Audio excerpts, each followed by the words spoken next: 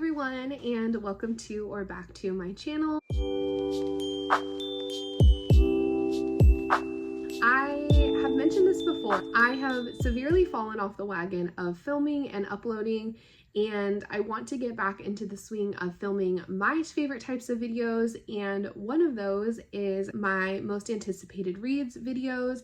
I had been working on uploading these every 3 months or every quarter, but I have missed the last couple. I don't think I did quarter 3 or quarter 4 of this year, 2025, but new year, new me, hopefully. So I am going to go ahead and talk about my most anticipated reads for the first quarter of 2026.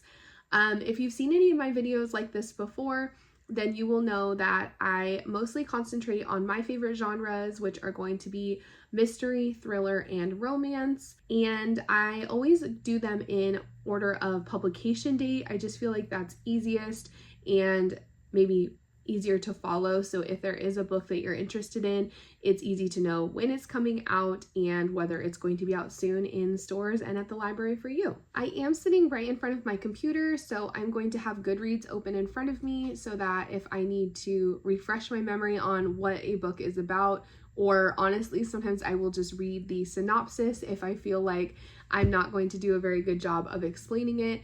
But I do have my computer in front of me, so if I'm looking away, that's what I'm looking at. Okay, so our first book is called The Last Witness by Natasha Boydell, and I had never seen or heard of this book before. I actually originally thought maybe it was a debut author, but after looking on Goodreads, she actually does have a pretty extensive backlist. I just don't know that she's super well known as of yet.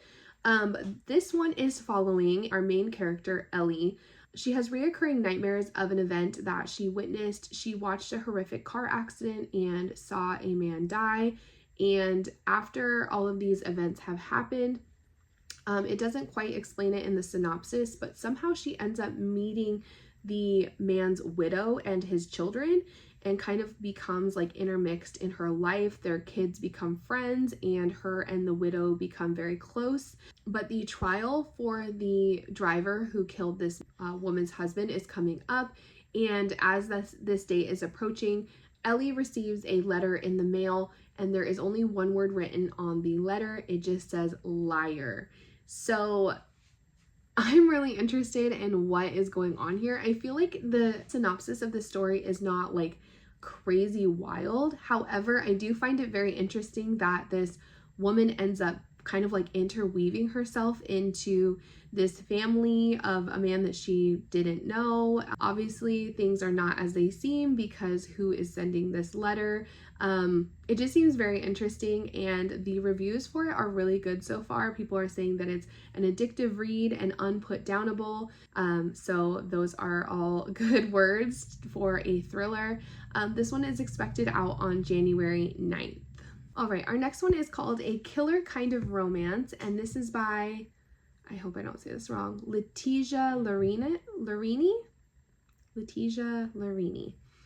And this one looks really good. It looks like it might be a little like silly.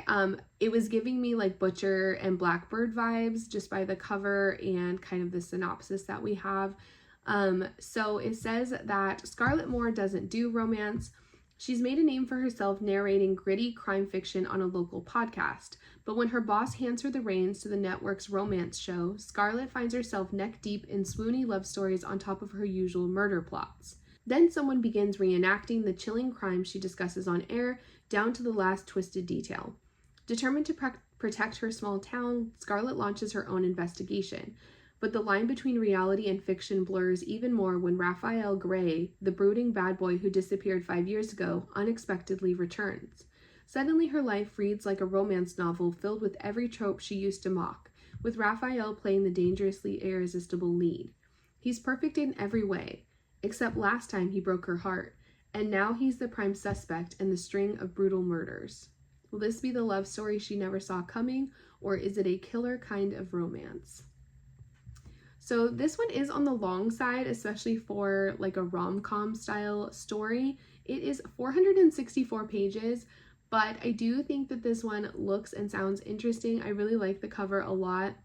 with their shadows kind of being like a menacing style. It looks like there is a cat in the book, and I just think it sounds really interesting that she's talking about these crimes on air, and then it looks like someone is trying to reenact them now. There's this mysterious man from her past that enters into the scene, and I just think it looks cute and hopefully will be a good read. It does have a pretty good rating so far at 4.3 and has almost 100 ratings already. So yeah, this one looks good. This is expected to come out on January 13th. All right, this next one I put on the list just because I have seen this series quite a bit and I am actually very eager to get started with it. I have not read the first two. So this is the third installment in the Raiders of the Lost Heart series. This one is called The Lust Crusade by Joe Segura. And I don't think I'm going to read the full synopsis, mainly just because, again, it's not the first book in the series, but it does seem like we follow scientists or archaeologists or other people in that like realm of work, and they end up having, you know, a connection with somebody. It says that this one is between a plucky librarian and an archaeologist on the run, fake an engagement to save their lives, leading them into the labyrinth of their own desires. So, like I said, I'm not going to read the full synopsis, but this looks really cute. I absolutely adore the covers. They're always so bright and vivid, and I really like the art style on the characters themselves. So, definitely need to get started with this series, and this third installment comes out on January 13th as well. All right, so our next book is a new release from Ashley Elston, who is the same author as First Lie Wins. And this new book is about two women, Camille and Aubrey.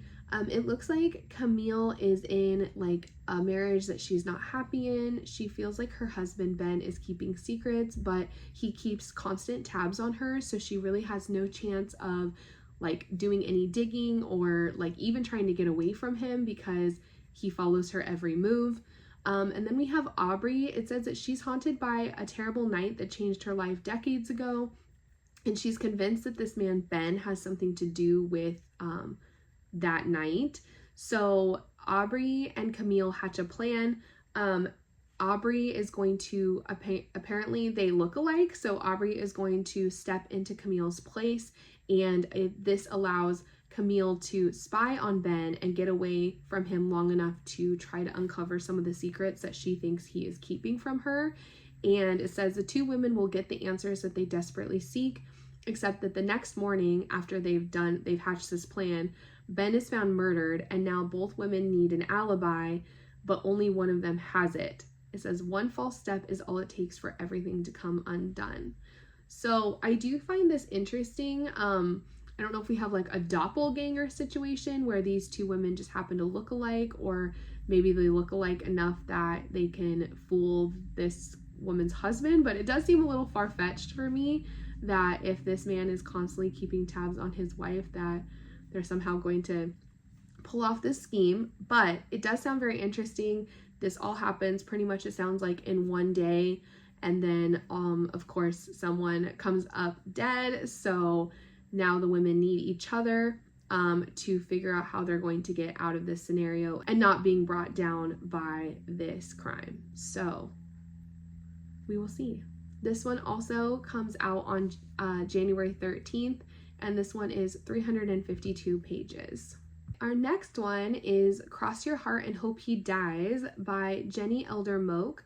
This is the same author that released a book earlier this year called She Doesn't Have a Clue. And this is a new mystery from her that also has a dash of romance in it. And it says that Jenny Elder Moak returns with another mystery rom-com that delights in rich people behaving badly.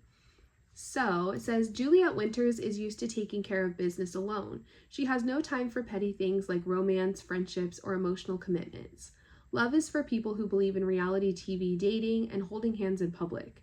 She's too busy dominating the publishing world by single-handedly saving her company from financial ruin with the book deal of the century. Business magnate Warren Ellingham has guaranteed Juliet exclusive rights to his explosive memoir that promises to expose the secrets of his ultra-exclusive country club, Pacific Pines. But when Warren drops dead of an apparent heart attack and the memoir is stolen, Juliet suspects that someone was willing to resort to murder to keep their secrets from being exposed.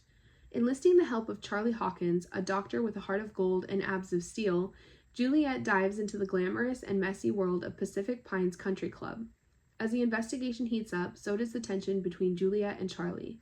But Juliet can't afford any distractions because the bodies keep dropping, and Juliet is teed up to take the blame. If she doesn't uncover Warren's killer soon, the thing that was supposed to secure her future might just be the thing that ends it. So this one sounds really good. I always really enjoy a mystery or a thriller that has some romance in it.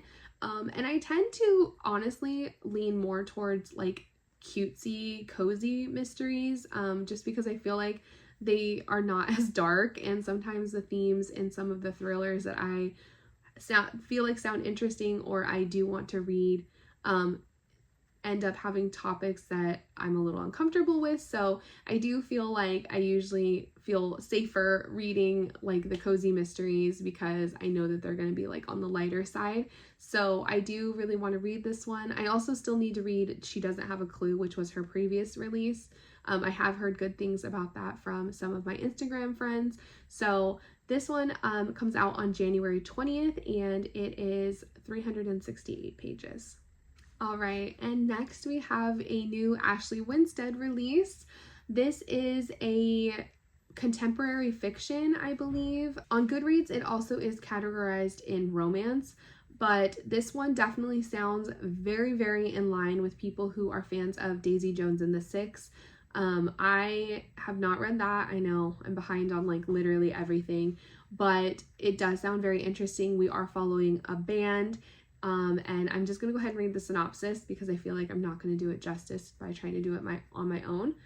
So it says, this is a love story, but not the one you're expecting. When record executive Theo meets the future Saints, they're bombing at a dive bar in their hometown. Since the tragic death of their manager, the band has been in a downward spiral, and Theo has been dispatched to coax a new and successful album out of them, or else let them go.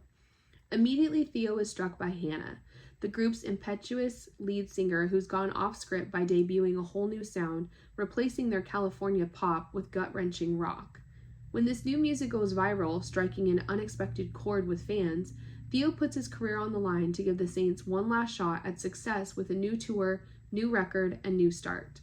But Hannah's grief has larger consequences for the group, and her increasingly destructive antics become a distraction as she and her sister Ginny, her lifelong partner in crime, undermine Theo at every turn. Hannah isn't ready to move on or prepared for the fame she's been chasing, and the weight of her problems jeopardize the band, her growing closeness with Theo, and worst of all, her relationship with her sister, all while the world is watching closely. The future Saints' big break is here if only they can survive it. So this one sounds really good. I have learned that I really like Ashley Winstead's writing, and I do think that she's just such an amazing author because she jumps into so many different genres. She obviously writes thrillers, she writes romance, and now this one is more like on the contemporary side. I have heard nothing but amazing things about this book. It already is sitting at over 600 ratings with a 4.27. So I just feel like knowing her and how amazing she is and that I've enjoyed her books before, that I really feel like this will be just the same. All right, and back to cozies. As I was talking, I really enjoy cozy mysteries. I just feel like I like finding out the whodunit, sometimes without like all the grittiness involved. So this is a new one by Ellie Alexander. This is a new start to a series called The Novel Detectives Mysteries, and the first book is called A Very Novel Murder. This one also comes out on January 20th, so we have a very stacked January. We have so many releases on the 13th and the 20th. So this one just says, opening a detective agency above her beloved bookstore seems like the perfect business plan, until Annie Murray's first case involves a suspicious death right on her doorstep. So I'm not going to read the whole thing. I don't feel like I need to. I feel like with cozies, for the most part, you kind of know what you're getting yourself into. But this is, like I said, a new start to a series. It is on the shorter side. It says it's only 254 pages, so I definitely want to get my hands on this one and enjoy it sometime soon. All right, another book that is getting a lot of praise and buzz already is Alice Feeney's new book. This is My Husband's Wife. This one is also coming out on January 20th and currently sits at over 1,100 ratings with a 4.38. So I feel like that's really good, especially for a book that does not come out for another like close to 2 months. This one says, Eden Fox, an artist on the brink of her big break, sets off for a run before her first exhibition. When she returns to the home she recently moved into, Spyglass, an enchanting old house in Hope Falls, nothing is as it should be. Her key doesn't fit, a woman eerily similar to her answers the door, and her husband insists that the stranger is his wife. One house, one husband, 2 women, someone is lying. 6 months earlier, a reclusive Londoner called Bertie, reeling from a life-changing diagnosis, inherits Spyglass. This unexpected gift from a long-lost grandmother brings her to the pretty seaside village of Hope Falls. But then Bertie stumbles upon a shadowy London clinic that claims to be able to predict a person's date of death, including her own. Secrets start to unravel, and as the line between truth and lies blurs, Bertie feels compelled to right some old wrongs. Okay, I can definitely say I have no idea what this is going to be about. I feel like the first part sounded very like similar to other books I've heard or even read before, of like this person doesn't know who they are, but they claim that they're like their spouse. But then the second part, talking about Bertie and how she stumbles upon this clinic that can like predict people's deaths. I don't really know where we're going with this. It says it is a tangled web of deception, obsession, and mystery that will keep you guessing until the last page. I believe it, because I feel like I was already confused just by reading those like 3 paragraphs of the synopsis. So maybe that's a good sign. That's a good sign that it's going to be really interesting and have you just keep turning those pages. So this one, like I said, also comes out on January 20th, and it is 320 pages. All right, next we have another thriller. This is Frida McFadden's new book. I cannot keep up with Frida McFadden. I mean, not that I have a good track record of keeping up with really any authors, because I feel like I'm constantly behind on all the new releases, but how many books did she have come out last year? Was it 3 or 4? Yeah, I can't keep up, but this is her newest one. This is also coming out in January. This is called Dear Debbie, and it says that Debbie Mullen is losing it. For years, she has compiled all of her best advice into her column, Dear Debbie, where the wives of New England come for sympathy and neighborly advice. Through her work, Debbie has heard from countless women who are ignored, belittled, or even abused by their husbands, and Debbie does her best to guide them in the right direction. Or at least she did. These days, Debbie's life seems to be spiraling out of control. She just lost her job, something strange is happening with her teenage daughters, and her husband is keeping secrets, according to the tracking app she installed on his phone. Now, Debbie's done being the bigger person. She's done being reasonable and practical. It's time to take her own advice. And now it's time for payback against all the people in her life who deserve it the most. Okay, well, I don't really know. Once again, I feel like I'm a little confused, but maybe that's the point. They don't want to give too much away. But it does sound like Dear Debbie had a column in a newspaper where she helped women, but things in her life are just falling apart. So now I guess she's done being like the nice, helpful person, and she is going to just take life into her own hands, and things will come as they may, I guess. So this one is just over 300 pages and comes out on January 27th. Okay, the next one is probably one that I'm most excited about. It just sounds really interesting and unique, and the title just instantly drew me in. So this is called How to Kill a Guy in 10 Dates by Shaylee Thompson. This one is expected to come out on February 3rd. And it says, when Jamie Prescott and her best friend Lori attend a speed dating event, Jamie expects to meet a roster of mediocre men and indulge in some street food afterwards. She doesn't expect one of her dates to have... Okay, I'm not going to read that part because it seems a little much, but she doesn't expect one of her dates to die. while sitting at their table during a blackout. When the lights come back on and there are more bodies on the floor, it becomes clear that speed dating can be a very dangerous pastime. Armed with makeshift weapons and Jamie's extensive knowledge of what not to do in a horror movie, the remaining speed daters try to find an exit while the killer adds to their body count. As the night progresses and Jamie comes face to mask with the murderer, she begins to suspect he is committing the slayings to woo one of the daters and turn her into his real-life final girl. But Jamie has a different love story in mind, and as she fights for her life, she can't help but find herself ensconced in a love triangle with two of the other speed daters. Will she survive the bloodshed to find her happily ever after, or does this machete-wielding psychopath have another final girl in mind? So this one says it is for fans of Love in the Time of Serial Killers and Butcher and Blackbird, which again, I feel like I've referenced already in this video, but this sounds like an absolutely wild time.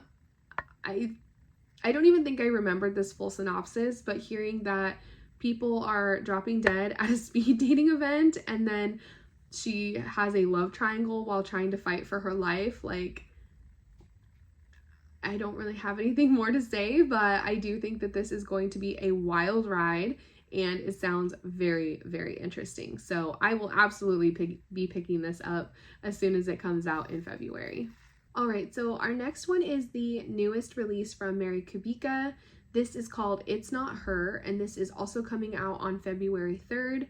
This is one that doesn't have a super in-depth synopsis, but basically there is a family on vacation on a secluded lake, because of course it has to be secluded, and we are following our main character Courtney, who, like I said, her entire family is on this vacation, and one night in the middle of the night they just hear a blood-curdling scream, and when she goes to the cabin next door, which is where her brother and sister-in-law are staying, they are found dead, and her niece Reese is found missing. So as the story progresses, they are on the lookout for Reese, but things are starting to become unclear whether Reese is missing or if she is missing because she is the killer. So again, there's not a whole lot here, but obviously it's a thriller. Mary Kubica is very well known for her writing, and she is actually an author that I do find to be on the grittier side, so I am going to kind of enter this one with caution, but it does sound interesting. I like the cover, and I feel like her books tend to be very good, so I am intrigued by this new release. All right, moving along, we have a romance, which I feel like I do not have a whole lot of romance in this video so far. Maybe the first months of the year are not as well known for romance releases, but this one is called And Now Back to You. This is the newest by B.K. Borison, and this is part of the Heartstrings series. I believe they're just interconnected, but this one, it says we are following two competing meteorologists, Jackson and Delilah, and it says that they have had their fair share of run-ins over the years, often ending in disaster. While Jackson thrives on routine and organization from the comfort of his radio booth, Delilah loves the spontaneity and adventure out in the field. When they're partnered against their will to cover the snowstorm of the century, they find themselves scrambling to figure out how to work together. Eager to be taken seriously as a journalist, Delilah offers Jackson a deal. If he can help her ace this assignment, she'll help him rediscover his long-lost fun side. With an undiscovered chemistry burning beneath their clashes, the unlikely partnership quickly tumbles into an easy and surprising friendship. But when other feelings start to enter the equation, can Jackson and Delilah withstand the storm? Or does what happens in the mountains stay in the mountains? So this sounds really cute. Meteorologist is kind of a fun new spin, and this one comes out on February 24th, and I really like these kind of like throwback style covers, so I think it's really cute and will be a good addition to add to Heartstrings. All right, so the next one is also a romance book actually, so we do have a couple in the mix. This is How to Write a Love Story by Catherine Walsh. Sierra Sheridan's father has left her with this synopsis is not written very well, so I don't know,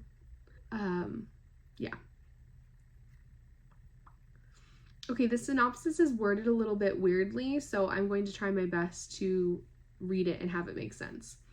It says Sierra Sheridan's father has left her with 3 things: a sprawling and distinctly ramshackle estate on the Irish coast, the outline for the finale to his best-selling epic fantasy series that he wanted her to finish, and writer's block.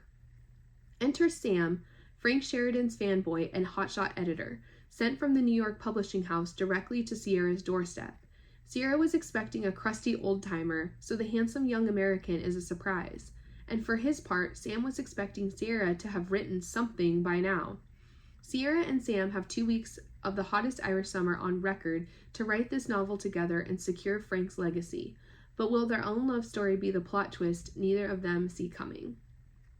So this one sounds like a lot of books that have come out recently, honestly. I feel like we have had a ton of books following writers and publicists and editors, but I do think that the cover looks really cute. I love all the bright colors. I think the Irish coast as a setting sounds really interesting. And then we have the former author's daughter and the editor working together. I definitely feel like they are going to be butting heads a lot and have differing views of opinion. So I did think that this one sounded interesting enough to add, and hopefully it will be a good one. This one comes out on March 10th. All right, and we have reached the final book in this video. This last one is probably the strangest of the mix, just because I feel like it doesn't really follow any of the other genres that I normally talk about. This is definitely more horror than anything else in this list, and this is T. Kingfisher's newest book called Wolfworm. I will say that the main reason that I added this book to this list, well, there's 2 reasons. I've heard amazing things about T. Kingfisher. I know a lot of people who really enjoy her work. And then the other reason is because this cover and a little bit of the synopsis reminds me of Graveyard Shift by M.L. Rio, which is a novella that I read, I want to say the end of last year, and I really enjoyed it. And it is also like more horror centric. So I thought that because I enjoyed that one, that there was a good chance that I would enjoy this one as well. It says the year is 1899 and Sonia Wilson is a scientific illustrator without work, prospects, or hope. When the reclusive Dr. Halder offers her a position illustrating his vast collection of insects, Sonia jumps at the chance to move to his North Carolina manor house and put her talents to use. But soon enough she finds that there are darker things at work than the Carolina woods. What happened to her predecessor, Halder's wife? Why are animals acting so strangely, and what is behind the peculiar local whispers about blood thieves? With the aid of the housekeeper and a local healer, Sonia discovers that Halder's entomological studies have taken him down a dark road full of parasitic maggots that burrow into human flesh, and that his monstrous experiments may grow to encompass his newest illustrator as well. So, yeah, sounds dark, sounds creepy, sounds gross, but it does sound very interesting, and I actually didn't realize that this was historical, so that's kind of an interesting spin to this as well. The cover is kind of creepy, but like also still in a beautiful way. So yes, I am interested in this one. This one comes out on March 24th. All right, so that is everything. I think we had a total of like 14 or 15 books. Again, these are all spanning from January to March of next year and are just some of the big titles that I'm looking forward to coming out in 2026. I hope that there was something interesting on this video for you, and maybe there are some books that you're looking forward to coming out as well. If you are interested in any of these books, or even if maybe you've gotten your hands on an early release copy, I would love to hear any of your thoughts down below, and I will see you guys again very soon with another video. Bye!